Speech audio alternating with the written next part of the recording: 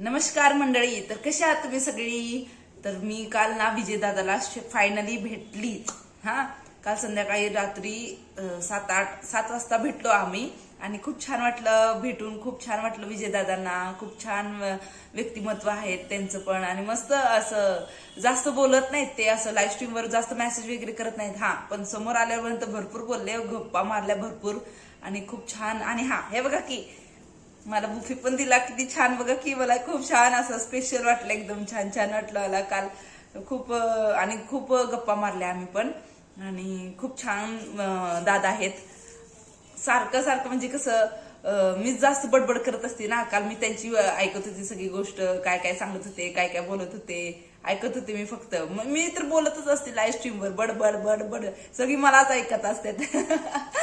पण काल मी दादांबरोबर बोलली, गप्पा मारली. त्यांनी पण भरपूर गप्पा मारले, स्वतःबद्दल सांगितलं सगळं आणि खूप छान असं मस्त हॉटेलला वगैरे जेवलो. मग आलो मग घरी. त्याचा व्हिडिओ पण बनवला आहे मी, छोटासा ब्लॉग बनवलेला आहे.